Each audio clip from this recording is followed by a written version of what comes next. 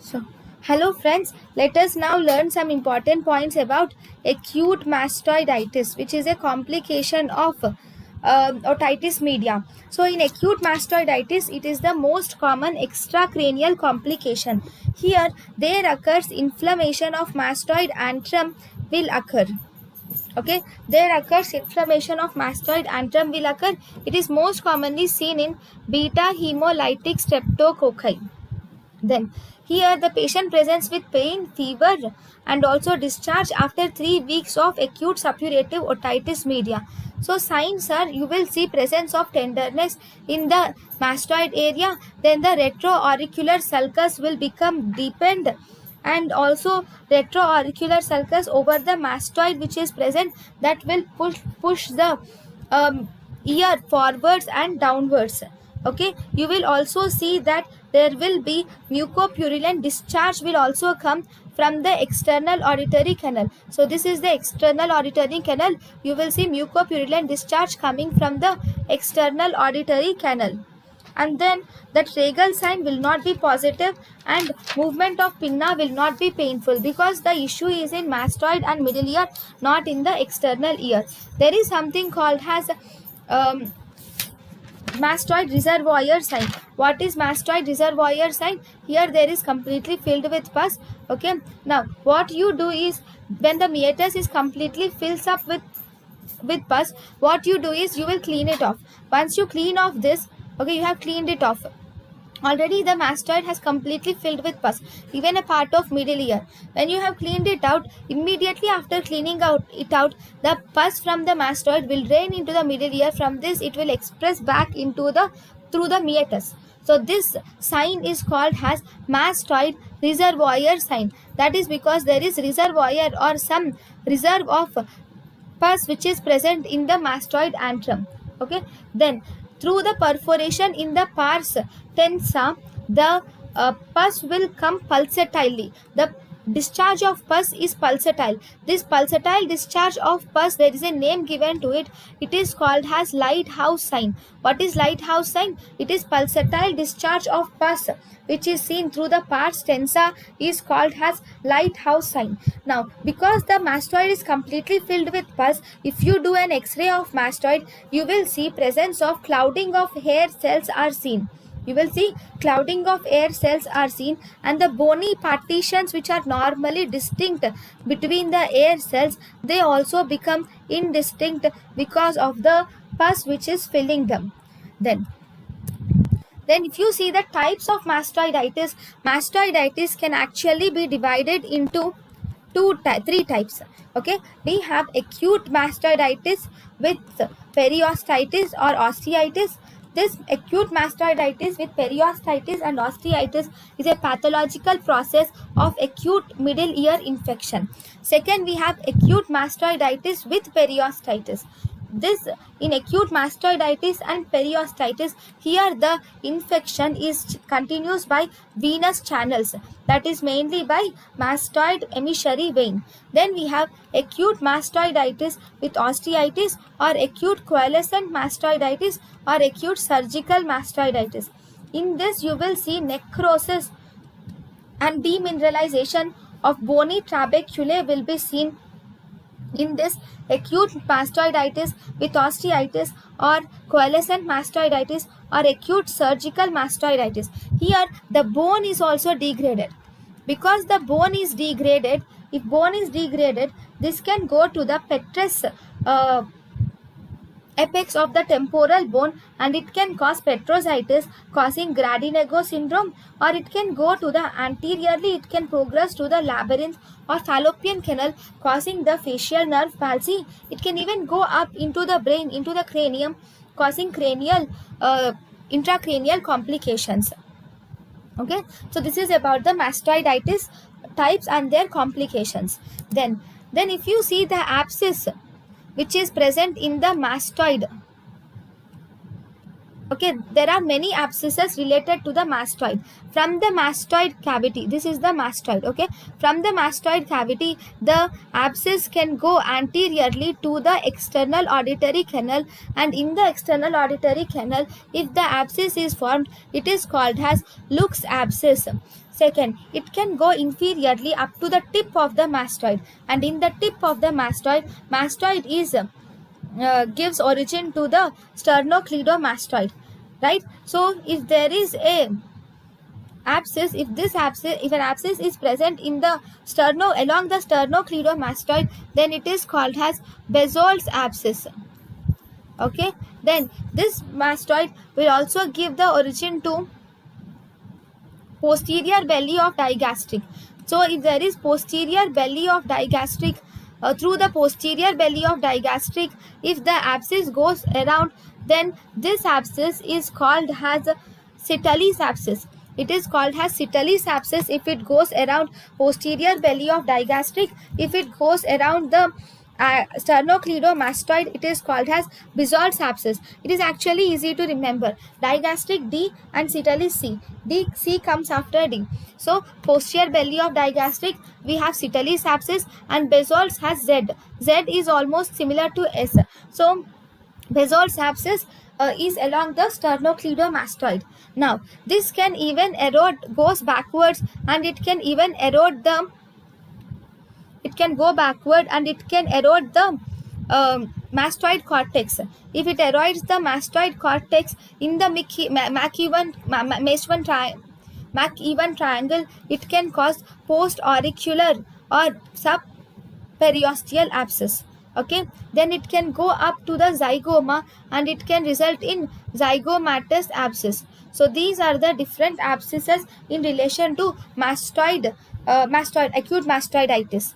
Next, if you see the treatment, we have IV antibiotics are present in the treatment. Then we have meringotomy can be done. In the meringotomy is done if pus is under tension, then meringotomy is done. Then we have cortical mastoidectomy. Cortical mastoidectomy is also done. Cortical mastoidectomy is done if there is intracranial and intratemporal complications. Then we do cortical mastoidectomy. After cortical mastoidectomy, patient's condition will deteriorate after 24 hours despite of adequate use of treatment. Then we have the next important complication here is petrositis. Petrositis are also called as, we call it as Grady-Negro syndrome. In petrositis or Grady-Negro syndrome, here you will see presence of nematized petrous bones are seen in 30%. Normally, nematized petrous bones are seen in 30%, but middle mastoid and the middle ear, will communicate with the petrous apex by two pathways. We have one of them is postero-superior pathway. Second, we have antero-inferior pathway. So it will communicate with postero-superior pathway and antero-inferior pathway. Then, in the petrous apex, so in these two pathways, if there is infection in either posterior superior pathway or antero-inferior tract, then it is called as petrositis. Now, in the petrositis, there is clinical features are, you will see presence of persistent ear discharge, that is otorrhea is seen with diplopia or sixth nerve involvement, and there is fifth nerve involvement. Fifth nerve involvement presents has an orbital pain, whereas sixth nerve involvement will present has diplopia, double vision, and we have persistent ear discharge or otorrhea is seen. This is actually a triad which is called as Grady-Negro syndrome. This is called as Grady-Negro syndrome in petrous apex. Then the next important complication is we have lateral sinus thrombophlebitis. We have lateral sinus thrombophlebitis or sigmoid thrombosis, which is also a complication of acute suppurative otitis media or chronic suppurative otitis media or cholesteatoma. So in this, the main important thing is there is a type of fever called as picket fence type of fever is seen in this patient with rigors. There is picket fence type of fever is seen with rigors. Here fever increases twice during a day and it reaches to 104 to 105 degrees Celsius, and then it comes back to normal. So fever coincides with release of the septic emboli into the blood. So here the patient presents with headache also. So what are the signs? The signs of this lateral sinus thrombophlebitis are: one, we have something called as Griesinger sign. What do you see in Griesinger sign? In Griesinger sign, there is thrombosis of the mastoid emissary vein is seen in Griesinger sign. As a result, you will see edema is present in the posterior part of the mastoid. Then we have one more which is called as Tobbe-Ayer sign, or also called as Quinkensteeder sign. So in this Tobbe-Ayer sign and Quinkensteeder test, in this, if you compress the jugular vein, on compressing the internal jugular vein on the thrombosed side, it does not produce any change in cerebrospinal fluid pressure. If you compress the jugular vein, it does not produce any change in the cerebrospinal fluid pressure. Normally it should produce change, but now because of the thrombosis which is present in lateral sinus or sigmoid sinus, it will not show any change in intracranial or CSF pressure. Then the next important sign we have is Krobeck test. What is this Krobeck test? Krobeck test is if you compress the internal jugular vein. If you compress the internal jugular vein, there will be engorgement of retinal veins are seen. Normally, if you compress the internal jugular vein, the retinal veins will get engorged in the eye, okay, on fundoscopy. But in the thrombosed lateral sinus thrombophlebitis, you will not see this retinal vein engorgement.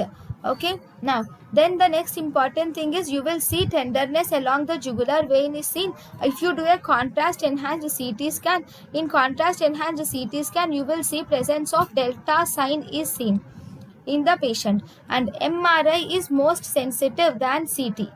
Okay, so this is about lateral sinus thrombophlebitis. Then we have the next important complication we have is intracranial complications. In the intracranial complications, number one, we have extradural abscess. Here in an extradural abscess, this is the bone and there is an dura membrane, and there is above the dura membrane and between the bone there will be hemorrhage which is seen here. Okay, so this is extradural abscess which is present between the bone and the dura mater. Okay, then we have subdural abscess can also be seen. In subdural abscess, the pus is present between the, this is the dura mater, now this is the arachnoid mater. So now the pus is present between the dura mater and the arachnoid mater. So this is subdural abscess. This is subdural abscess where the pus is present between the dura mater and the dura mater and the arachnoid mater, whereas extradural abscess where the pus is present between the dura mater and the bone. Okay, next, the next important thing is complication which we have is meningitis. So in the meningitis, the most important, the most common intracranial complication of suppurative otitis media is meningitis. So in the meningitis is actually the complication of acute otitis media in infants and children. In infants and children, it occurs due to the acute otitis media, whereas in adults, it occurs due to mainly due to the cholesteatoma. You will see this meningitis. Okay, one third of the meningitis which you see are actually otogenic in origin. Then we have most common organism which are responsible for otic meningitis is Streptococcus pneumonia is the most common organism responsible for otic meningitis, and also the Haemophilus influenza also. So in this you will see presence of meningeal signs will be positive, and on investigation of choice is you can do HRCT of temporal bone can be done in this condition. Then next important thing is brain abscess. So in the brain abscess, the infection The most common cause of brain abscess is actually infection. It is seen in 50% of adults and also 25% of children. You will see otogenic, or in 50% of adult and 25% of children, the brain abscess is otogenic in origin. The brain abscess mainly is of two types. One, we have cerebral abscess. In the cerebral abscess, the most common type is the temporal abscess is most common, whereas the second type is cerebellar abscess. Okay, if there is cerebral abscess, the patient develops nominal aphasia, homonymous hemianopia, which is an early focal sign. There is also contralateral motor paralysis, and epileptic fits are seen, and hallucination of taste, smell, and oculomotor palsy are seen in temporal lobe abscess. If there is cerebellar abscess, then the patient develops ipsilateral spontaneous nystagmus, ipsilateral ataxia, post-pointing, intentional tremors, and dysdiadokinesia are seen in cerebellar abscess. So if you see the investigation on CT scan, this will reveal the site and also the size of the abscess. Then you can also do ring sign.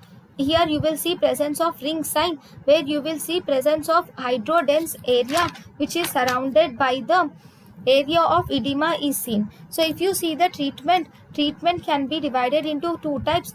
One, we have medical treatment. Second, we have surgical treatment. Medical treatment, in this you can give IV antibiotics can be given, and if there is increased intracranial tension, then it is dexamethasone can be given, or you can also do mannitol can be given. And in surgery, drainage of the abscess is done. If this is associated with ear, okay, if the problem is associated with ear, if the brain abscess occurs mainly because of the ear, then you should do modified radical mastoidectomy is done. In the CSOM with cholesteatoma, you should do modified radical mastoidectomy should be done. Then we have one more important thing, which is called as otitis hydrocephalus. So what do you see in otitis hydrocephalus? In otitis hydrocephalus, the etiology is, you will see that there is a thrombus which is extending from superior sagittal sinus, and this will impede because in the superior sagittal sinus there occur drainage of the fluid. When there is a thrombus in the superior sagittal sinus, so the drainage of CSF, the absorption of CSF is not proper. So as a result, this increases the intracranial tension. It is a rare complication of CSOM. Then MRI is the investigation of choice, and CT scan is actually the investigation of choice in coalescent mastoiditis. Thank you.